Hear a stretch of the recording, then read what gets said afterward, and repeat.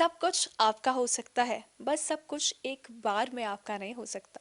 ਸਤਿ ਸ਼੍ਰੀ ਅਕਾਲ, ਤੁਸੀਂ ਦੇਖ ਰਹੇ ਹੋ ਡੇਲੀ ਪੋਸਟ ਤੇ ਮੈਂ ਹਾਂ ਤੁਹਾਡੇ ਨਾਲ ਸੋਨਾਲੀ। ਜਿਵੇਂ ਕਿਹਾ ਕਿ ਸਭ ਕੁਝ ਪੋਸੀਬਲ ਆ ਲਾਈਫ ਦੇ ਵਿੱਚ, ਬਟ ਸਿਰਫ ਇੱਕ ਟਰਾਈ ਨਾਲ ਕੁਝ ਵੀ ਪੋਸੀਬਲ ਨਹੀਂ ਆ। ਬਾਰ-ਬਾਰ ਕੋਸ਼ਿਸ਼ ਕਰਨੀ ਚਾਹੀਦੀ ਆ। ਜਦ ਇੱਕ ਇਨਸਾਨ ਇੱਕ ਪਹਾੜ ਤੇ ਚੜ੍ਹਦਾ ਹੈ ਨਾ, ਤਾਂ ਅਸੀਂ ਨਹੀਂ ਕਹਿ ਸਕਦੇ ਕੋਈ ਇੱਕ ਵਾਰ ਚੜ੍ਹ ਚੁੱਕਿਆ ਹੋਵੇਗਾ। ਉਸ ਤੋਂ ਬਾਅਦ ਉਸ ਤੋਂ ਪਹਿਲਾਂ ਉਸਦੀ ਜਿਹੜੀ ਮਿਹਨਤ ਹੋਵੇਗੀ ਉਹ ਸ਼ਾਇਦ ਉਹ ਇਨਸਾਨ ਹੀ ਜਾਣਦਾ ਹੈ। ਤੇ ਇੱਕ ਪਹਾੜ ਤੇ ਚੜ੍ਹਨਾ ਕਿੰਨਾ ਕੀ ਟਫ ਆ, ਉਹ ਰੀਅਲ ਮਾਇਨੇ ਦੇ ਵਿੱਚ ਰਮਨਜੋਤ ਸਾਨੂੰ ਦੱਸੂਗੀ, ਜੋ ਕਿ ਦਕਸ਼ਣ ਅਫਰੀਕਾ ਦੇ ਇੱਕ ਪਹਾੜ ਤੇ ਜਿਨ੍ਹਾਂ ਨੇ ਫਤਿਹ ਹਾਸਲ ਕੀਤੀ ਆ, ਇੰਡੀਆ ਦਾ ਝੰਡਾ ਉੱਥੇ ਲਹਿਰਾਇਆ ਹੈ।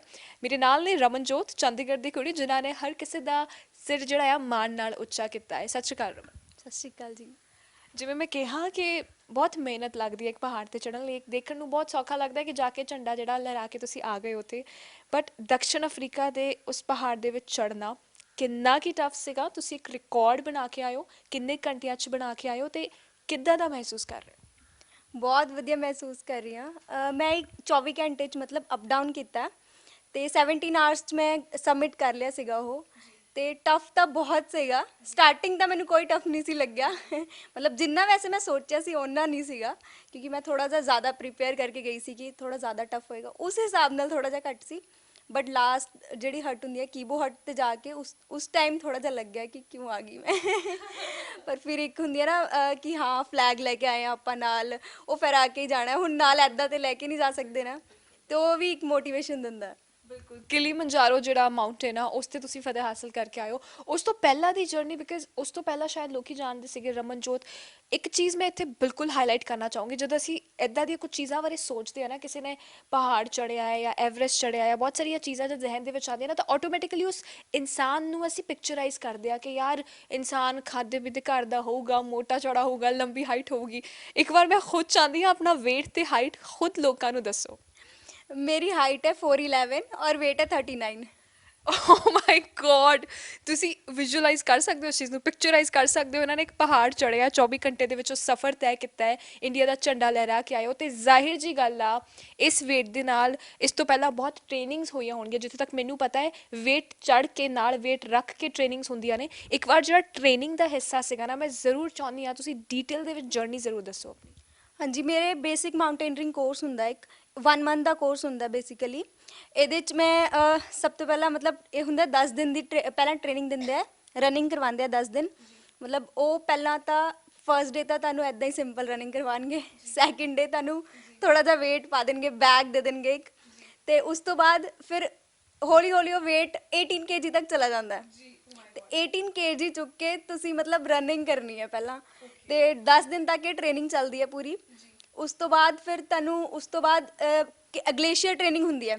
ਉਹ ਬੈਗ ਚੁੱਕ ਕੇ ਫਿਰ ਤੁਸੀਂ ਟਰੈਕਿੰਗ ਕਰਨੀ ਹੈ 3 ਦਿਨ, ਉਹ ਜਗ੍ਹਾ 'ਤੇ ਪਹੁੰਚਣਾ, ਬੇਸ ਕੈਂਪ 'ਤੇ ਪਹੁੰਚਣਾ।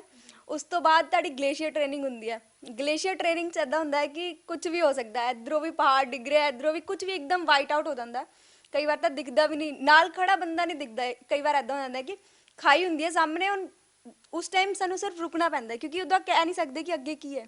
ਉਸ ਟਾਈਮ ਫਿਰ ਵੇਟ ਕਰਨਾ ਪੈਂਦਾ।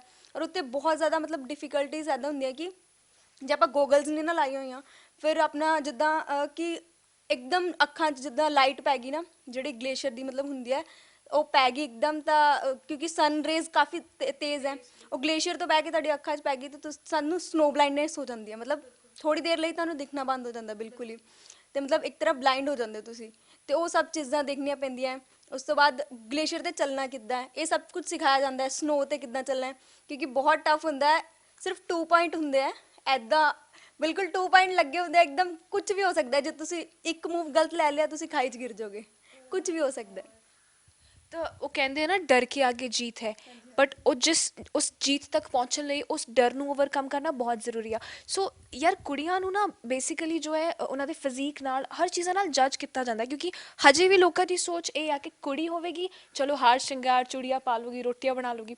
ਬਟ ਇਸ ਵੇਟ ਤੇ ਇਸ ਹਾਈਟ ਨਾਲ ਤੁਸੀਂ ਵੀ ਜਾਣਦੇ ਹੋ ਕਿ ਇਹ ਚੀਜ਼ ਬਹੁਤ ਇੰਪੋਸੀਬਲ ਹੈਗੀ, ਬਿਕਾਜ਼ ਵੇਟ ਤੇ ਹਾਈਟ ਬਹੁਤ ਮੈਟਰ ਕਰਦਾ ਹੈ। ਜੇ ਤੁਸੀਂ ਖੁਦ 39 kgs ਦੇ ਹੋ ਅਤੇ ਤੁਸੀਂ 18 kgs ਜਿਹੜਾ ਆਪਣਾ ਭਾਰ ਲੈ ਕੇ ਜਾ ਰਹੇ ਹੋ, ਤੁਰ ਰਹੇ ਹੋ, ਸੋ ਕਿ ਵਿਲ ਪਾਵਰ ਬੋਲਣਾ ਇਹਨੂੰ, ਮਤਲਬ ਕਿਹੜੀ ਚੀਜ਼ ਸਪੋਰਟ ਕਰਦੀ ਹੈ ਅੰਦਰੋਂ? ਬਿਲਕੁਲ, ਮੈਰਾਥਨਸ ਵੀ ਲਗਾਉਂਦੀ ਹਾਂ ਮੈਂ, ਅਤੇ ਉਹਦੇ 'ਚ ਵੀ ਵਿਲ ਪਾਵਰ ਬਹੁਤ ਜ਼ਰੂਰੀ ਹੁੰਦੀ ਹੈ। ਅਤੇ ਇਸੇ ਤਰ੍ਹਾਂ ਮਾਊਂਟੇਨਸ 'ਤੇ ਵੀ ਵਿਲ ਪਾਵਰ ਬਹੁਤ ਜ਼ਰੂਰੀ ਹੁੰਦੀ ਹੈ, ਕਿਉਂਕਿ ਵਿਲ ਪਾਵਰ ਤੋਂ ਬਿਨਾ ਕੁਝ ਨਹੀਂ ਕਰ ਸਕਦੇ। ਵਿਲ ਪਾਵਰ ਹੈ ਤਾਂ ਹੀ ਸਭ ਕੁਝ ਕਰ ਸਕਦੇ ਹੋ, ਨਹੀਂ ਤਾਂ ਹਾਰ ਮੰਨ ਜਾਏਗਾ ਬੰਦਾ ਕਿਉਂਕਿ ਇਹਦੇ ਲਈ ਤਾਂ ਬਹੁਤ ਜ਼ਿਆਦਾ ਵਿਲ ਪਾਵਰ ਚਾਹੀਦੀ ਹੈ। ਹਾਂਜੀ। ਤੇ ਜ਼ਾਹਿਰ ਜਿਹੀ ਗੱਲ ਆ ਕਿ ਚਲੋ ਕਿਤੇ ਨਾ ਕਿਤੇ ਅਸੀਂ ਸਫ਼ਰ ਜਾਣ ਰਹੇ ਆ, ਸਾਨੂੰ ਸਮਝ ਆ ਰਿਹਾ ਕਿ ਬਹੁਤ ਟਫ ਸੀਗਾ, ਬਟ ਜਦ ਜਦ ਪਹਾੜ ਚੜ੍ਹਿਆ ਉਸ ਤੋਂ ਪਹਿਲਾਂ ਵੀ ਬਹੁਤ ਚੀਜ਼ਾਂ ਕੀਤੀਆਂ, ਬਹੁਤ ਓਵਰਕਮ ਕੀਤੇ ਆਪਣੇ ਫੀਅਰਸ, ਬਟ ਉਸ ਟਾਈਮ ਦਾ ਡਰ ਕਿਹੋ ਜਿਹਾ ਸੀਗਾ? ਕਿਉਂਕਿ ਕਈ ਵਾਰ ਕੀ ਹੁੰਦਾ ਹੈ ਕਿ ਇੱਕ ਡਰ ਇਹ ਵੀ ਹੁੰਦਾ ਹੈ ਕਿ ਅਸੀਂ ਵਾਪਸ ਵੀ ਜਾ ਸਕਾਂਗੇ ਕਿ ਨਹੀਂ।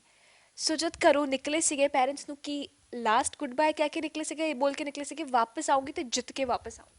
ਬਿਲਕੁਲ, ਮੇਰੇ ਘਰ ਵਾਲਿਆਂ ਨੂੰ ਤਾਂ ਭਰੋਸਾ ਸੀਗਾ ਕਿ ਆ ਜਾਏਗੀ। ਜਦੋਂ ਮੈਂ ਫਸਟ ਟਾਈਮ ਗਈ ਸੀਗੀ ਬੇਸਿਕ ਕੋਰਸ ਕਰਨ, ਉਦੋਂ ਥੋੜੇ ਜਿਹੇ ਇਮੋਸ਼ਨਲ ਹੋ ਗਏ ਸੀਗੇ ਪੇਰੈਂਟਸ ਕਿ ਪਤਾ ਨਹੀਂ ਕੀ ਹੋਏਗਾ, ਕਿਉਂਕਿ ਮਨਾਲੀ 'ਚ ਵੀ ਉਸ ਟਾਈਮ ਥੋੜਾ ਇੰਸੀਡੈਂਟ ਹੋ ਗਿਆ ਸੀਗਾ, ਇੱਕ ਕੁੜੀ ਗਿਰ ਗਈ ਸੀ ਤੇ ਫਿਰ ਉੱਥੇ ਬਿਲਕੁਲ ਸਿਗਨਲ ਨਹੀਂ ਆਉਂਦੇ 1 ਮਹੀਨੇ ਤੱਕ, ਤੇ ਕੁਝ ਪਤਾ ਨਹੀਂ ਸੀ ਘਰ ਵਾਲਿਆਂ ਨੂੰ ਕਿ ਮੇਰੇ ਨਾਲ ਕੀ ਹੋਇਆ। ਤੇ ਡੈਡ ਨੇ ਦੇਖਿਆ ਉਹ, ਤਾਂ ਡੈਡ ਥੋੜੇ ਇਮੋਸ਼ਨਲ ਹੋ ਗਏ ਕਿ ਪਤਾ ਨਹੀਂ ਸਾਡੀ ਕੁੜੀ ਨਾਲ ਕੀ ਹੋਇਆ ਹੋਏਗਾ। ਤੇ ਬਟ ਉਸ ਤੋਂ ਬਾਅਦ ਹੌਲੀ ਹੌਲੀ ਉਹਨਾਂ ਨੂੰ ਲੱਗ ਗਿਆ ਕਿ ਨਹੀਂ ਇਹ ਆ ਜਾਏਗੀ, ਇਹ ਜਿੱਤ ਕੇ ਹੀ ਆਏਗੀ। ਉੱਥੋਂ ਵੀ ਮੈਨੂੰ 3 ਮੈਡਲ ਮਿਲੇ ਸੀਗੇ, ਜਿਹੜਾ ਬੇਸਿਕ ਕੋਰਸ ਕੀਤਾ ਸੀ ਪਹਿਲੀ ਵਾਰ ਕਿਸੇ ਕੁੜੀ ਨੂੰ ਮਤਲਬ 3 ਮੈਡਲ ਮਿਲੇ ਸੀ ਇਕੱਠੇ। ਬੈਸਟ ਟੈਕਨੀਕਲ ਦਾ ਮਿਲਿਆ ਸੀ, ਕਲਾਈਮਿੰਗ ਦਾ ਮਿਲਿਆ ਸੀ ਔਰ ਰਨਿੰਗ ਦਾ ਮਿਲਿਆ ਸੀ। ਤੇ ਇਸੇ ਤਰ੍ਹਾਂ ਮਤਲਬ ਐਦਾਂ ਹੁਣ ਉਹਨਾਂ ਨੂੰ ਹੋ ਜਾਂਦਾ ਕਿ ਨਹੀਂ ਆ ਜਾਏਗੀ ਇਹ ਆਰਾਮ ਨਾਲ ਹੁਣ ਵਾਪਸ। ਤੁਹਾਡੇ ਨਾਲ ਗੱਲ ਕਰਕੇ ਮੇਰੇ ਜ਼ਿਹਨ 'ਚ ਇੰਨੇ ਸਾਰੇ ਸਵਾਲ ਆ ਰਹੇ ਨੇ। ਉਹ ਟ੍ਰੇਨਿੰਗ ਜਦ ਸੀਗੀ, ਸੋ ਕੀ ਹੁੰਦਾ ਹੈ ਕਿ ਹਰ ਹਰ ਇਸ ਇੱਦਾਂ ਦੀ ਚੀਜ਼ਾਂ ਦੇ ਵਿੱਚ ਲੋਕੀ ਮਜ਼ਾਕ ਦਾ ਪਾਤਰ ਬਣਾ ਦਿੰਦੇ ਆ। ਸੋ ਕੁਝ ਇੱਦਾਂ ਦਾ ਫੇਸ ਕਰਨਾ ਪਿਆ ਕਿ ਤਾਂ ਕੁੜੀ ਆ, ਇਹਦੀ ਹਾਈਟ ਦੇਖੋ, ਇਹਦਾ weight ਦੇਖੋ, ਇਹ ਕਿੱਥੇ ਜਾਊਗੀ, ਕੁਝ ਕੁਝ ਇੱਦਾਂ ਦਾ ਕੁਝ। I really want to know the experiences ਤੁਸੀਂ ਫੇਸ ਕੀਤੇ ਜਿਹੜੇ। ਬਿਲਕੁਲ, ਬਹੁਤ ਸਾਰੇ ਇੱਦਾਂ ਦੇ ਹੁੰਦੇ ਆ। ਈਵਨ ਮੈਰਾਥਨਸ 'ਚ ਵੀ ਇੱਦਾਂ ਦਾ ਹੁੰਦਾ ਕਿ ਸਟਾਰਟਿੰਗ ਸੋਚਦੇ ਆ ਕਿ ਇਹ ਨਹੀਂ, ਇਹ ਤਾਂ ਪਿੱਛੇ ਰਹਿ ਜਾਏਗੀ। ਇਹ ਬਹੁਤ ਸਾਰੇ ਮੁੰਡਿਆਂ ਨੂੰ ਮੈਂ ਪਿੱਛੇ ਛੱਡਦੀ ਆ, ਬਹੁਤ ਸਾਰੇ। ਮਤਲਬ ਮੈਰਾਥਨ ਲਗਾ ਰਹੀ ਹੁੰਦੀ ਆ ਚੰਡੀਗੜ੍ਹ 'ਚ ਨਾ, ਮਤਲਬ ਲਗਾ ਲਓ 1000 ਤੱਕ ਮੁੰਡੇ ਪਿੱਛੇ ਹੁੰਦੇ ਆ ਮੇਰੇ ਬਹੁਤ ਸਾਰੇ। ਤਾਂ ਇੱਦਾਂ ਕੁਝ ਨਹੀਂ ਹੁੰਦਾ ਕਿ ਕੁੜੀਆਂ ਕੁਝ ਨਹੀਂ ਕਰ ਸਕਦੀਆਂ, ਕੁੜੀਆਂ ਅੱਗੇ ਨਹੀਂ ਜਾ ਸਕਦੀਆਂ, ਮੁੰਡੇ ਤਾਂ ਬਹੁਤ ਸਟਰੋਂਗ ਹੁੰਦੀਆਂ ਕੁੜੀਆਂ ਵੀ ਓ माय गॉड! फिर किसी ने सोच समझ के क्या है ना, हमारी छोरी छोरों से कम है क्या? ਹਾਂਜੀ ਹਾਂਜੀ। ਸੋ ਜਦ ਓਕੇ ਐਕਸਪੀਰੀਅੰਸ ਦੀ ਗੱਲ ਹੋਈ ਤੇ ਉਸ ਤੋਂ ਬਾਅਦ ਰਮਨ ਇੱਕ ਚੀਜ਼ ਜ਼ਰੂਰ ਜਾਣਨਾ ਚਾਹਾਂਗੀ, ਜਿਵੇਂ ਜਿਵੇਂ ਕਦਮ ਅੱਗੇ ਅੱਗੇ ਜਾਂਦੇ ਨੇ ਕਿਹੋ ਜਿਹਾ ਡਰ ਹੁੰਦਾ ਹੈ ਦਿਲ ਦੇ ਅੰਦਰ? ਕੋਈ ਫੀਅਰ, ਕੋਈ ਸਿਕਨੈਸ, ਕੁਝ ਹੁੰਦਾ ਹੈ ਕਿ ਯਾਰ ਮੈਨੂੰ ਇਸ ਚੀਜ਼ ਤੋਂ ਫੋਬੀਆ ਸੀ, ਮੈਂ ਇੱਥੇ ਤੱਕ ਪਹੁੰਚ ਗਈ? ਫੋਬੀਆ ਬੇਸਿਕਲੀ ਵਰਡ ਕਹਿਣਾ ਚਾਹਾਂਗੀ। ਜਿਵੇਂ ਜਿਵੇਂ ਕਦਮ ਜਾ ਰਹੇ ਸੀਗੇ ਉਵੇਂ ਉਵੇਂ ਤੁਹਾਡੇ ਫੋਬੀਏ ਕਲੀਅਰ ਹੋ ਰਹੇ ਸੀਗੇ, ਤੇ ਉਹ ਕਿਹੋ ਜਿਹੇ ਫੋਬੀਏ ਸੀਗੇ? ਸਭ ਤੋਂ ਪਹਿਲਾਂ ਤਾਂ ਬਰੀਥਿੰਗ ਪ੍ਰੋਬਲਮ ਆਉਂਦੀ ਹੈ ਲੋਕਾਂ ਨੂੰ। ਜਿਹੜਾ ਵੀ ਫਸਟ ਟਾਈਮ ਜਾਂਦਾ ਉਹਨੂੰ ਪਤਾ ਨਹੀਂ ਹੁੰਦਾ ਕਿ ਇਹ ਜਿਹੜਾ ਇਨਵਾਇਰਨਮੈਂਟ ਹੈ ਅਡੋਪਟ ਕਰੇਗੀ ਆਪਣੀ ਬੋਡੀ ਕਿ ਨਹੀਂ। ਤੇ ਜਿੱਦਾਂ ਕਿਸੇ ਦੀ ਅਡੋਪਟ ਨਹੀਂ ਕਰਦੀ, ਉਹਨੂੰ ਲੰਗਸ 'ਚ ਪਾਣੀ ਭਰ ਜਾਂਦਾ ਹੈ, ਦਿਮਾਗ 'ਚ ਪਾਣੀ ਭਰ ਜਾਂਦਾ ਹੈ, ਕਿਉਂਕਿ ਆਕਸੀਜਨ ਬਹੁਤ ਘੱਟ ਹੁੰਦਾ ਨਾ ਉੱਥੇ। ਤੇ ਫਿਰ ਬਟ ਹੌਲੀ ਹੌਲੀ ਮੈਨੂੰ ਲੱਗਿਆ ਕਿ ਨਹੀਂ ਮੈਂ ਕਰ ਲੂੰਗੀ ਆਰਾਮ ਨਾਲ, ਬਹੁਤ ਸਹੀ। ਸਾਰਾ ਤਾਂ ਸਹੀ ਜਾ ਰਹੀ ਸੀ, ਸਭ ਤੋਂ ਛੋਟੀ ਸੀ ਲੇਕਿਨ ਸਾਰਾ ਤਾਂ ਸਹੀ। ਸਿਹਤ ਵੀ, ਕਿਉਂਕਿ ਜਿਹੜੇ ਜਿਹੜੇ ਉਹਨਾਂ ਨੇ ਇੰਸਟਰਕਸ਼ਨ ਦਿੱਤੇ ਸੀਗੇ ਕਿ ਪਾਣੀ ਪੀਣਾ ਪ੍ਰੋਪਰ, ਕਿਉਂਕਿ ਉੱਥੇ ਆਕਸੀਜਨ ਮਿਲਦਾ ਆਪਾਂ ਨੂੰ ਪਾਣੀ ਤੋਂ, ਤੇ ਪਾਣੀ ਸਭ ਤੋਂ ਜ਼ਿਆਦਾ ਪੀ ਰਹੀ ਸੀ ਮੈਂ, ਲਿਕੁਇਡ ਪੀ ਰਹੀ ਸੀ। ਤੇ ਉਸ ਹਿਸਾਬ ਨਾਲ ਮੈਂ ਠੀਕ ਰਹੀ ਬਿਲਕੁਲ। ਜਿਹੜੇ ਜਿਹੜੇ ਉਹਨਾਂ ਨੇ ਇੰਸਟਰਕਸ਼ਨਸ ਦਿੱਤੇ ਕਿ ਰੋਟੀ ਚੰਗੀ ਤਰ੍ਹਾਂ ਸਾਰਾ ਕੁਝ ਖਾਓ ਔਰ ਪਾਣੀ ਸਭ ਤੋਂ ਜ਼ਿਆਦਾ ਪੀਓ, ਤਾਂ ਉਸ ਹਿਸਾਬ ਨਾਲ ਬਿਲਕੁਲ ਸਹੀ ਰਹੀ। ਨਹੀਂ ਤਾਂ ਕੁਝ ਲੋਕ ਇੱਦਾਂ ਦੇ ਸੀਗੇ ਕਿ ਕਈਆਂ ਨੂੰ ਬਹੁਤ ਜ਼ਿਆਦਾ ਸਿਕਨੈਸ ਹੋ ਗਈ, ਕਈਆਂ ਨੂੰ ਵਾਪਸ ਨੀਚੇ ਭੇਜਣਾ ਪਿਆ, ਤੇ ਇੱਦਾਂ ਵੀ ਹੁੰਦਾ ਉੱਥੇ। ਹਾਂਜੀ। ਤਾਂ ਜਦ ਕਿੰਨੇ, ਆਈ ਜਸਟ ਵਾਂਟ ਨੋ ਕਿ ਕਿੰਨੇ ਐਲਟੀਟਿਊਡ ਦੇ ਵਿੱਚ ਉਹ ਸੀਗਾ, ਤੇ ਕਿਵੇਂ ਤੁਸੀਂ ਆਪਣੀ ਉਸ ਚੀਜ਼ ਨੂੰ ਸਟਰੋਂਗ ਕੀਤਾ ਕਿ ਮੈਂ ਕਰਕੇ ਆਉਣਾ ਹੈ, ਤੇ ਕਿੰਨੇ ਲੋਕੀ ਨਾਲ ਉੱਪਰ ਗਏ ਸੀਗੇ ਜਿਹੜੇ ਬਚੇ ਸੀਗੇ ਐਂਡ ਤੱਕ? ਬੇਸਿਕ ਮਾਊਂਟੇਨਰਿੰਗ ਕੋਰਸ 'ਚ ਸਾਡੇ 25 ਸੀਗੇ, ਬਟ ਜਿਹੜਾ ਮੈਂ ਕਿਲੀਮੰਜਾਰੋ ਕੀਤਾ ਸੀਗਾ ਇਹ ਮੈਂ ਕੀਤਾ ਸੀ ਇੰਡੀਵਿਜੂਅਲ। ਪਹਿਲਾਂ ਜਿਹੜਾ ਰਿਕਾਰਡ ਸੀਗਾ ਇੰਡੀਅਨਸ ਦਾ 54 ਆਵਰਸ 'ਚ ਸੀਗਾ, ਤੇ ਮੈਨੂੰ ਲੱਗਿਆ ਕਿ ਨਹੀਂ ਮਤਲਬ ਥੋੜਾ ਜ਼ਿਆਦਾ ਘੱਟ ਨਹੀਂ, ਮਤਲਬ ਬਹੁਤ ਘੱਟ ਤਰੀਕੇ ਨਾਲ ਬਣਾਵਾ ਕਿ ਕੋਈ ਰਿਕਾਰਡ ਤੋੜ ਨਾ ਸਕੇ ਛੇਤੀ। ਫਿਰ ਮੈਂ ਮਤਲਬ 17 ਆਵਰਸ 'ਚ ਕਲਾਈਮ ਕਰ ਲਿਆ ਸੀਗਾ ਔਰ 24 ਆਵਰਸ 'ਚ ਮਤਲਬ ਅਪ ਡਾਊਨ ਕਰ ਲਿਆ ਸੀਗਾ ਮੈਂ ਉਹ। ਹਾਂਜੀ। ਤੇ ਜ਼ਾਹਿਰ ਜੀ ਗੱਲ ਆ, ਕਿਲੀਮੰਜਾਰੋ ਦੀ ਜੇ ਗੱਲ ਕਰੀਏ, ਅਫਰੀਕਾ ਦੀ ਜੇ ਗੱਲ ਕਰੀਏ, ਸੋ ਉੱਥੇ ਜ਼ਰੂਰ ਨੀਚੇ ਗਰਮੀ ਹੋਵੇਗੀ, ਤੇ ਜ਼ਾਹਿਰ ਜੀ ਗੱਲ ਆ ਜਦ ਮਾਊਂਟੇਨ ਤੇ ਗਏ ਹੋ, ਸੋ ਉਸ ਚੀਜ਼ ਨੂੰ ਕਿਵੇਂ ਅਡੈਪਟ ਕੀਤਾ? ਜਦੋਂ ਨੀਚੇ ਕਿਲੀਮੰਜਾਰੋ 'ਚ ਨੀਚੇ ਇੱਦਾਂ ਹੈ ਕਿ ਬਹੁਤ ਜ਼ਿਆਦਾ ਗਰਮੀ ਹੁੰਦੀ ਹੈ, ਤੇ ਉੱਪਰ ਸਨੋਫਾਲ ਹੋ ਰਹੀ ਹੈ, ਔਰ ਇੱਕ ਦਿਨ 'ਚ ਹੀ ਮਤਲਬ ਤੁਸੀਂ ਗਰਮੀ ਤੋਂ ਸਨੋਫਾਲ 'ਚ ਜਾਣਾ ਬਹੁਤ ਮਤਲਬ ਆਪਣੀ ਬੋਡੀ ਲਈ ਬਹੁਤ ਬੁਰਾ ਹੈ ਐਕਚੁਅਲ 'ਚ। ਕਿਉਂਕਿ ਆਲਟੀਟਿਊਡ ਦੇ ਹਿਸਾਬ ਨਾਲ ਆਪਾਂ ਜਿੱਦਾਂ ਇੱਕ ਰੂਲ ਵੀ ਬਣਿਆ ਹੋਇਆ ਹੈ ਕਿ ਆਪਾਂ 6 ਜਾਂ 7 ਦਿਨ 'ਚ ਜਾ ਸਕਦੇ ਹਾਂ ਇਸ ਹਾਈਟ 'ਤੇ, ਬਟ ਇੱਕੋ ਦਿਨ 'ਚ ਜਾਣਾ ਵੈਸੇ ਤਾਂ ਬਹੁਤ ਮਤਲਬ ਮੈਨੂੰ ਪਹਿਲਾਂ ਲੱਗਿਆ ਨਹੀਂ ਸੀਗਾ ਕਿ ਮੈਂ ਕਰ ਲੂੰਗੀ ਮਤਲਬ ਸਟਾਰਟਿੰਗ, ਕਿਉਂਕਿ ਜਦੋਂ ਕੀਬੋ ਹਟ ਤੋਂ ਬਾਅਦ ਬਹੁਤ ਜ਼ਿਆਦਾ ਤਬੀਅਤ ਖਰਾਬ ਹੋਣ ਲੱਗ ਗਈ ਕਿ ਪਰ ਫਿਰ ਉਹੀ ਮੋਟੀਵੇਸ਼ਨ ਇੱਕ ਫਰੈਂਡਸ ਦਾ ਵੀ ਹੁੰਦਾ ਕਿ ਫਰੈਂਡਸ ਕਹਿੰਦੇ ਆ, ਉਹ ਨਾ ਉਲਟਾ ਬੋਲਦੇ ਹੁੰਦੇ ਆ ਨਾ ਹਮੇਸ਼ਾ ਕਿ ਹਾਂ ਨਹੀਂ ਤੇਰੇ ਤੋਂ ਕਿੱਥੇ ਹੋਣਾ ਹੈ, ਬਸ ਉਹਨਾਂ ਦੇ ਦਿਲ 'ਚ ਹੁੰਦਾ ਕਿ ਹਾਂ ਇਹ ਕਰਕੇ ਆਏਗੀ, ਐਦਾਂ ਕਹਿ ਦਾਂਗੇ ਤਾਂ ਇੱਦਾਂ ਵੀ ਹੁੰਦਾ ਹੈ। ਤੇ ਜਦ ਵਾਪਸ ਆਏ ਹੁਣ ਫਤਿਹ ਹਾਸਿਲ ਕਰਕੇ ਆਏ ਹੋ ਤੇ ਜ਼ਾਹਿਰ ਜੀ ਗੱਲ ਆ ਬਹੁਤ ਚੰਗੀ ਫੀਲ ਹੁੰਦੀ ਸੋ ਤਬੀਅਤ ਤੇ ਕੁਝ ਅਸਰ ਪਿਆ ਆਉਣ ਤੋਂ ਬਾਅਦ ਕਿ ਐਕਸਾਈਟਮੈਂਟ ਦੇ ਕਰਕੇ ਤਬੀਅਤ ਉਹ ਵੀ ਠੀਕ ਹੋ ਗਈ। ਨਹੀਂ ਨਹੀਂ ਥੋੜਾ ਰਿਹਾ, ਇਵਨ 1 ਈਅਰ ਤੱਕ ਰਿਹਾ ਸੀਗਾ। ਕਿਉਂਕਿ ਜਦੋਂ ਮੈਂ ਵਾਪਸ ਆਈ ਇਹ 1 ਈਅਰ ਤੱਕ ਮੈਨੂੰ ਟੌਨਸਲਸ ਹੋ ਗਏ ਸੀਗੇ। ਕਿਉਂਕਿ ਇੱਕਦਮ ਠੰਡ 'ਚ ਜਾਣਾ ਬਹੁਤ ਮਤਲਬ ਔਖਾ ਹੁੰਦਾ ਹੈ ਕਿ ਇੱਕ ਬਾਡੀ ਅਡੈਪਟ ਨਹੀਂ ਕਰ ਪਾਉਂਦੀ। ਔਰ ਮੇਰੇ ਮਤਲਬ 1 ਸਾਲ ਤੱਕ ਪੂਰਾ ਗਲਾ ਬੰਦ ਸੀਗਾ ਇੱਕ ਤਰ੍ਹਾਂ, ਤਾਂ 1 ਸਾਲ ਤੱਕ ਇਲਾਜ ਵੀ ਚੱਲਿਆ। ਔਰ ਮਤਲਬ ਇੱਕ ਮੈਂ ਦੱਸਿਆ ਨਹੀਂ, ਮਤਲਬ ਜ਼ਿਆਦਾ ਮੈਂ ਕਿਹਾ ਯਾਰ ਲੋਕ ਇੱਦਾਂ ਸੋਚਣਗੇ ਕਿ ਹੈ ਨਾ ਕਿ ਜ਼ਿਆਦਾ ਥੋੜਾ ਡੀਮੋਟੀਵੇਟ ਨਾ ਹੋ ਜਾਣ ਵਿਚਾਰੇ। ਬਟ ਇੱਕ ਸੀਗਾ ਕਿ ਮੈਨੂੰ ਥੋੜਾ ਜਿਹਾ ਮਤਲਬ ਧਿਆਨ ਰੱਖਣਾ ਚਾਹੀਦਾ ਸੀ ਇਹ ਚੀਜ਼ਾਂ ਦਾ ਵੀ, ਕਿ ਜਿਹੜਾ ਜਾਏ ਉਹ ਥੋੜਾ ਜਿਹਾ ਧਿਆਨ ਰੱਖੇ ਕਿ ਹਾਂ ਸਿਰਫ ਇਹ ਜਰਨੀ ਇਹ ਨਹੀਂ ਹੈ ਕਿ ਸਕਸੈਸ ਮਿਲ ਗਈ, ਉਸ ਤੋਂ ਬਾਅਦ ਵੀ ਬਹੁਤ ਸਾਰੇ ਇਹਦੇ ਕੌਨਸੀਕੁਐਂਸਿਸ ਹੁੰਦੇ ਆ। ਕਿ ਕਿਉਂਕਿ ਬਹੁਤ ਸਾਰੇ ਲੋਕ ਮੈਨੂੰ ਪੁੱਛਦੇ ਆ ਕਿ ਕੀ ਕਰਿਆ, ਕਿੱਦਾਂ ਬਣਾਇਆ, ਔਰ ਉਸ ਤੋਂ ਬਾਅਦ ਵੀ ਬਹੁਤ ਸਾਰੀ ਡਿਫਿਕਲਟੀਜ਼ ਆਉਂਦੀਆਂ ਜਿਹੜੀ ਫੇਸ ਕਰਨੀ ਪੈਂਦੀਆਂ। ਕਿਉਂਕਿ ਇਹ ਚੀਜ਼ਾਂ ਬਹੁਤ ਜ਼ਿਆਦਾ ਪਲਾਨ ਕਰਕੇ ਕਰਨੀਆਂ ਪੈਂਦੀਆਂ। ਸਿਰਫ ਆਪਾਂ ਸਿੱਧਾ ਚੜ ਗਏ ਤੇ ਉਦੋਂ ਬਾਅਦ ਦਾ ਵੀ ਸੋਚਣਾ ਪੈਂਦਾ ਹੈ ਕਿ ਕੀ ਹੋਏਗਾ। ਕਿਉਂਕਿ 1 ਸਾਲ ਤੱਕ ਮਤਲਬ ਥੋੜਾ ਸੀਗਾ ਕਿ ਹਾਂ ਘਰ ਵਾਲਿਆਂ ਨੂੰ ਵੀ ਸੀਗਾ ਕਿ ਹਾਂ ਕੁਝ ਹੋ ਨਾ ਜਾਵੇ ਇੱਦਾਂ ਇੱਦਾਂ। ਕਿਉਂਕਿ ਮੈਂ ਜਦੋਂ ਵਾਪਸ ਆਈ ਨੀਚੇ ਬਿਲਕੁਲ ਸਹੀ ਸੀਗੀ, ਬਟ ਜਦੋਂ ਮੈਂ ਪਲੇਨ 'ਚ ਬੈਠ ਕੇ ਰੋਟੀ ਖਾ ਰਹੀ ਸੀ ਮੇਰੇ ਅੰਦਰ ਹੀ ਨਹੀਂ ਸੀ ਜਾ ਰਹੀ ਰੋਟੀ। ਤਾਂ ਉੱਦਾਂ ਉਸ ਟਾਈਮ ਲੱਗਿਆ ਮੈਂ ਕਿਹਾ ਕੁਝ ਗੜਬੜ ਹੋਈ ਹੈ। ਫਿਰ ਹੌਲੀ ਹੌਲੀ ਪਤਾ ਲੱਗਿਆ ਕਿ ਅੱਛਾ ਇੱਦਾਂ, ਕਿਉਂਕਿ ਇੱਕਦਮ ਗਰਮੀ ਤੋਂ ਠੰਡ 'ਚ ਜਾਣ ਨਾਲ ਫਿਰ ਉਹ ਬੋਡੀ ਥੋੜਾ ਅਸਰ ਪੈ ਗਿਆ। 24 ਆਵਰਸ ਦੇ ਵਿੱਚ ਇਸਨੂੰ ਬਹੁਤ ਵੱਡੀ ਚੀਜ਼ ਆ ਤੇ ਬਹੁਤ ਬਹੁਤ ਤੁਸੀਂ ਕਾਮਯਾਬੀ ਹਾਸਲ ਕੀਤੀ ਇਸ ਰਾਹੀਂ। ਤੇ ਜੇ ਗੱਲ ਤੁਹਾਡੀ ਫੈਮਿਲੀ ਦੀ ਕਰਾਂ, ਯੂਜੂਅਲੀ ਅਸੀਂ ਡਿਸਕਸ ਕਰ ਰਹੇ ਆ ਇਹ ਸਕਸੈਸ ਦੀ ਗੱਲ ਹੋ ਗਈ, ਬਟ ਹਰ ਸਕਸੈਸਫੁਲ ਕੁੜੀ ਦੇ ਵਿੱਚ ਉਹਦੀ ਫੈਮਿਲੀ ਸਪੈਸ਼ਲੀ ਉਹਦੇ ਫਾਦਰ ਦਾ ਬਹੁਤ ਵੱਡਾ ਹੱਥ ਹੁੰਦਾ ਹੈ। ਕਿਉਂਕਿ ਰਿਲੇਟਿਵਸ ਤੇ ਕੀ ਪ੍ਰੋਵੋਕਿੰਗ ਕਿ ਕਿਉਂ ਕਰ ਰਹੇ ਹੋ, ਬਹੁਤ ਸਾਰੇ ਲੋਕੀ ਬਹੁਤ ਸਾਰੇ ਇਨਸਾਨ ਜਿਹੜੇ ਵਿੱਚ ਆ ਕੇ ਚੀਜ਼ਾਂ ਨੂੰ ਖਰਾਬ ਕਰਦੇ ਨੇ। ਫੈਮਿਲੀ ਨੇ ਕਿੰਨਾ ਕੀ ਵੱਡਾ ਰੋਲ ਪਲੇ ਕੀਤਾ, ਕਿਉਂਕਿ ਆਈ ਐਮ ਵੈਰੀ ਸ਼ੋਰ ਬਹੁਤ ਸੌਖੇ ਤਾਂ ਨਹੀਂ ਮੰਨੇ ਹੋਣਗੇ। ਬਿਲਕੁਲ। ਡੈਡ ਵੈਸੇ ਮੈਨੂੰ ਮੈਰਾਥਨਸ ਲਈ ਮਤਲਬ ਰਨਿੰਗ ਲਈ ਤਾਂ ਹਮੇਸ਼ਾ ਸਪੋਰਟ ਕਰਦੇ ਸੀ, ਕਿਉਂਕਿ ਉਹ ਵੀ ਕੋਚ ਹੈ।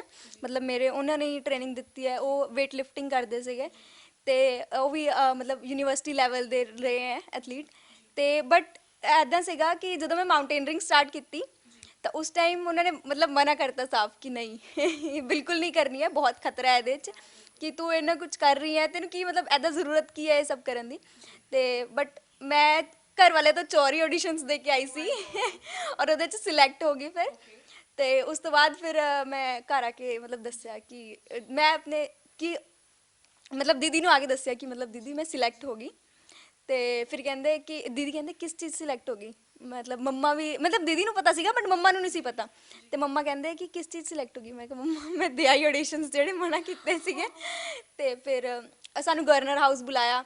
ਫਿਰ ਉਸ ਤੋਂ ਥੋੜ੍ਹੇ ਜਿਹੇ ਘਰ ਵਾਲੇ ਹੋ ਗਏ ਕਿ ਹਾਂ ਮਤਲਬ ਥੋੜ੍ਹਾ ਹਾਂ ਕੁਛ ਰਿਸਪੈਕਟ ਮਿਲ ਰਹੀ ਹੈ ਨਹੀਂ। ਅਤੇ ਉਸ ਤੋਂ ਬਾਅਦ ਫਿਰ ਡੈਡ ਨੇ ਖੁਦ ਮਤਲਬ ਪੈਕਿੰਗ ਵੈਕਿੰਗ ਕਰਵਾਈ ਆਪਣੇ ਨਾਲ।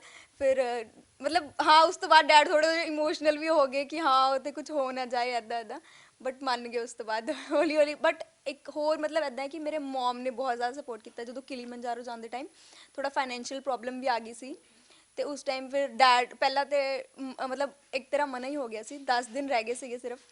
ਅਤੇ ਉਸ ਤੋਂ ਬਾਅਦ ਮੇਰੇ ਮੰਮਾ ਨੇ ਆਪਣੇ ਸਾਰੇ ਜਿੰਨੇ ਵੀ ਉਹ ਸੀਗੇ ਉਹਨਾਂ ਦੇ ਗਹਿਣੇ ਗੁਣੇ ਸਾਰੇ ਮਤਲਬ ਗਿਰਵੀ ਰੱਖੇ, ਔਰ ਡੈਡ ਨੇ ਵੀ ਮਤਲਬ ਲੋਨ ਲਿਆ ਸੀਗਾ। ਉਸ ਹਿਸਾਬ ਨਾਲ ਫਿਰ ਸਾਰਾ ਮਤਲਬ ਰੱਖ ਕੇ ਟਿਕਟ ਵਗੈਰਾ ਕਰਵਾਈ, ਜਿੰਨੇ ਗਹਿਣੇ ਸੀਗੇ ਉਹ ਰੱਖ ਕੇ ਸਾਰੀ ਟਿਕਟ ਕਰਵਾਈ। ਉਸ ਤੋਂ ਬਾਅਦ ਹਾਂਜੀ, ਅਤੇ ਡੈਡ ਨੇ ਵੀ ਮਤਲਬ ਲੋਨ ਲਿਆ, ਜਿਹੜੇ ਬਾਕੀ ਦੇ ਪੈਸੇ ਸੀਗੇ ਉਹ ਫਿਰ ਉਸ ਹਿਸਾਬ ਨਾਲ ਸਾਰੇ ਦਿੱਤੇ ਹੌਲੀ ਹੌਲੀ 10 ਦਿਨ ਦੇ ਅੰਦਰ। ਮਤਲਬ 1-2 ਮਹੀਨਾ ਦਾ ਜਿਹੜਾ ਸੀਗਾ ਨਾ ਬਿਲਕੁਲ ਮਤਲਬ ਮੈਂ ਹਰ ਜਗ੍ਹਾ ਟਰਾਈ ਕਰ ਲਿਆ ਕਿ ਕਿਤੋਂ ਸਪੋਂਸਰਸ ਮਿਲ ਜੇ ਜਾਂ ਇੱਦਾਂ ਕੁਛ ਹੋ ਜੇ, ਬਟ ਕਿਤੋਂ ਵੀ ਕੋਈ ਹੈਲਪ ਨਹੀਂ ਮਿਲੀ। ਫਿਰ ਐਂਡ 'ਤੇ ਫਿਰ ਘਰ ਵਾਲੇ ਕੰਮ ਆਉਂਦੇ ਆ ਤਾਂ ਫਿਰ ਉਹਨਾਂ ਨੇ ਬਹੁਤ ਹੈਲਪ ਕੀਤੀ। ਜਿੱਦਾਂ ਲੋਕ ਵੀ ਬਾਕੀ ਕਹਿੰਦੇ ਆ ਕਿ ਕਿਉਂ ਕਰ ਰਹੇ ਹੋ ਇੱਦਾਂ, ਨਾ ਭੇਜੋ, ਜਿੱਦਾਂ ਰਿਸ਼ਤੇਦਾਰ ਹੁੰਦੇ ਕਹਿੰਦੇ ਆ। ਅਤੇ ਫਰੈਂਡਸ ਨੇ ਬਹੁਤ ਸਪੋਰਟ ਕੀਤਾ। ਈਵਨ ਫਰੈਂਡਸ ਨੇ ਕਿਸੇ ਨੇ 5,000 ਦਿੱਤੇ, ਕਿਸੇ ਨੇ 10,000 ਦਿੱਤੇ, ਅਤੇ ਮਤਲਬ ਉਹਨਾਂ ਦਾ ਵੀ ਬਹੁਤ ਜ਼ਿਆਦਾ ਸਪੋਰਟ ਰਿਹਾ। ਮੇਰੀ ਦੀਦੀ ਨੇ ਵੀ ਦਿੱਤੇ, ਉਹਨਾਂ ਨੇ 50,000 ਉਹਨਾਂ ਨੇ ਦਿੱਤੇ, ਅਤੇ ਮਤਲਬ ਬਹੁਤ ਜ਼ਿਆਦਾ ਸਪੋਰਟ ਰਿਹਾ ਫਰੈਂਡਸ ਦਾ, ਫੈਮਿਲੀ ਦਾ। ਓਕੇ। ਤੇ ਜਦ ਵਾਪਸ ਆਏ ਹੁਣ ਪ੍ਰਸ਼ਾਸਨ ਵੱਲੋਂ ਅਪਰੀਸੀਏਸ਼ਨ ਮਿਲੀ, ਹੁਣ ਕਿਸ ਤਰ੍ਹਾਂ ਦੀ ਹੈਲਪ ਹੋ ਰਹੀ ਹੈ? ਹੁਣ ਮਤਲਬ ਅਜੇ ਵੀ ਕੋਈ ਜ਼ਿਆਦਾ ਹੈਲਪ ਨਹੀਂ ਹੋ ਰਹੀ ਹੈ। ਮਤਲਬ ਮੈਂ ਥੋੜ੍ਹਾ ਟਰਾਈ ਵੀ ਕੀਤਾ ਅਵਾਰਡਸ ਲਈ ਵੀ, ਮਤਲਬ ਉਹ ਵੀ ਮਤਲਬ ਡਿਨਾਈ ਕਰ ਦਿੰਦੇ ਆ ਕਿ ਕਿਉਂਕਿ ਉਹੀ ਹੁੰਦਾ ਅੱਜ ਕੱਲ੍ਹ ਕਿ ਥੋੜ੍ਹੀ ਸਿਫਾਰਿਸ਼ ਹੋਵੇ ਕਿਸੇ ਦਾ ਚੱਲਦਾ ਹੋਵੇ ਤਾਂ ਹੀ ਹੁੰਦਾ। ਅਤੇ ਅਜੇ ਤੱਕ ਤਾਂ ਕੋਈ ਹੈਲਪ ਨਹੀਂ ਮਿਲੀ ਕਿਸੇ ਦੀ ਵੀ। ਜੀ ਅਸੀਂ ਉਮੀਦ ਕਰਦੇ ਹਾਂ ਕਿ ਸਾਡੇ ਜਿਹੜੇ ਰਾਹੀ ਆ, ਸਾਡੇ ਦਰਸ਼ਕ ਆ, ਸਾਡੇ ਲੋਕੀ ਤੁਹਾਨੂੰ ਦੇਖ ਰਹੇ ਨੇ, ਜ਼ਰੂਰ ਜਿਹੜਾ ਹੈ ਅਪਰੀਸ਼ੀਏਟ ਤਾਂ ਕਰਨਗੇ ਬਟ ਹੈਲਪ ਆਊਟ ਵੀ ਕਰਨ ਚੀਜ਼ਾਂ ਨੂੰ। ਸੋ ਇੱਕ ਚੀਜ਼ ਜ਼ਰੂਰ ਪੁੱਛਣਾ ਚਾਹੂੰਗੀ, ਇਹਨਾਂ ਸਭ ਦੇ ਪਿੱਛੇ ਸਪੋਰਟ ਹਰ ਕਿਸੇ ਦਾ ਸੀਗਾ, ਕਦੇ ਕੋਈ ਇੰਸਪੀਰੇਸ਼ਨ ਰਹੀ ਹੈ? ਬਿਲਕੁਲ ਮੇਰੇ ਡੈਡ ਹੀ ਇਨਸਪੀਰੇਸ਼ਨ ਹੈ। ਉਹਨਾਂ ਨੇ ਮਤਲਬ ਇੰਨਾ ਸਾਨੂੰ ਸਵੇਰੇ 4 ਵਜੇ ਉੱਠ ਕੇ ਸਾਨੂੰ ਮਤਲਬ ਰਨਿੰਗ ਕਰਵਾਉਂਦੇ ਸੀਗੇ ਤਿੰਨਾਂ ਭੈਣ ਭਰਾਵਾਂ ਨੂੰ ਸਾਨੂੰ। ਤੇ ਸਵੇਰੇ 4 ਵਜੇ ਸਾਡੇ ਲਈ ਪਹਿਲਾਂ ਚਾਹ ਬਣਾਉਣੀ ਹੈ। ਪੰਜਾਬੀ ਆਪਾਂ ਚਾਹ ਪੀਂਦੇ ਹਾਂ ਨਾ ਪਹਿਲਾਂ, ਉਸ ਤੋਂ ਬਿਨਾਂ ਉੱਠਦੇ ਨਹੀਂ। ਫਿਰ ਉਹ ਚਾਹ ਬਣਾਉਂਦੇ ਹੁੰਦੇ ਸੀਗੇ ਤੇ ਸਵੇਰੇ ਸਵੇਰੇ ਉੱਠ ਕੇ ਪਹਿਲਾਂ ਉਹਨਾਂ ਨੇ ਚਾਹ ਬਣਾਉਣੀ ਤੇ ਫਿਰ ਉਹਨਾਂ ਨੇ ਰਨਿੰਗ ਲਈ ਲੈ ਕੇ ਜਾਣਾ। ਅਸੀਂ ਲੇਕ ਤੇ ਜਾਂਦੇ ਹੁੰਦੇ ਸੀਗੇ, ਇੱਥੋਂ ਰਨਿੰਗ ਕਰਕੇ ਪੈਦਲ ਲੇਕ ਤੇ ਲੈ ਕੇ ਜਾਣਾ ਨਾਲ ਬਾਈਕ ਤੇ ਉਹਨਾਂ ਨੇ ਬਹੁਤ ਮਤਲਬ ਬਹੁਤ ਮਿਹਨਤ ਕਰਵਾਈ ਉਹਨਾਂ ਨੇ।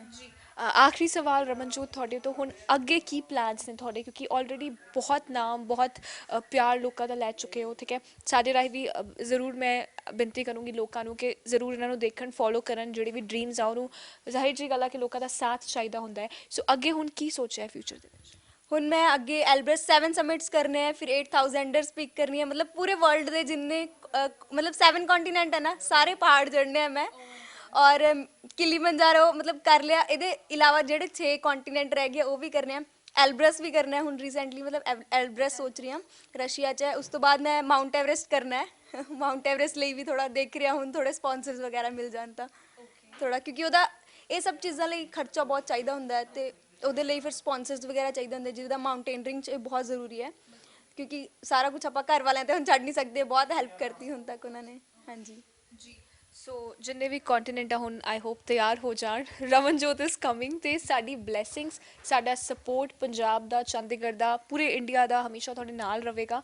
ਸੋ ਬਹੁਤ ਸਾਰੇ ਲੋਕੀ ਹੈ ਜਿਹੜੇ, ਬਹੁਤ ਸਾਰੇ ਪ੍ਰੋਫੈਸ਼ਨਸ ਇੱਦਾਂ ਦੇ ਨੇ ਜਿਹੜੇ ਪੈਰੈਂਟਸ ਨਹੀਂ ਚਾਹੁੰਦੇ ਕਿ ਕੁੜੀਆਂ ਉਹਦੇ 'ਚ ਜਾਣ ਜਾਂ ਫਿਰ ਕੁੜੀਆਂ ਉਸ ਦੇ ਵਿੱਚ ਆਪਣਾ ਹੱਥ ਅਜ਼ਮਾਨ। ਇਹ ਪ੍ਰੋਫੈਸ਼ਨ ਵੀ ਕਹਿ ਸਕਦੇ ਆ ਉਹਨਾਂ ਵਿੱਚੋਂ ਇੱਕ ਆ। ਸੋ ਉਹਨਾਂ ਪੈਰੈਂਟਸ ਨੂੰ ਕੀ ਕਹਿਣਾ ਚਾਹੋਗੇ ਜੋ ਸੋਚਦੇ ਨੇ ਕਿ ਨਹੀਂ ਇਟਸ ਓਕੇ, ਇਹਨੂੰ ਛੱਡੋ, ਇਹ ਰਹਿਣ ਦਿਓ, ਕਿਉਂਕਿ ਇੱਦਾਂ ਦੀ ਬਹੁਤ ਸਾਰੀ ਕੁੜੀਆਂ ਦੇ ਡਰੀਮਸ ਹੁੰਦੇ ਨੇ ਤੇ ਇੱਦਾਂ ਦੀ ਜਿਹੜੀ ਹੋਰ ਰਮਨਜੋਤ ਉੱਥੇ ਹੋਣਗੀਆਂ ਜਿਨ੍ਹਾਂ ਦੇ ਆਹੀ ਪ੍ਰੋਫੈਸ਼ਨ 'ਚ ਜਿਨ੍ਹਾਂ ਨੇ ਜਾਣਾ ਆ, ਉਹਨਾਂ ਲਈ ਕੋਈ ਮੈਸੇਜ?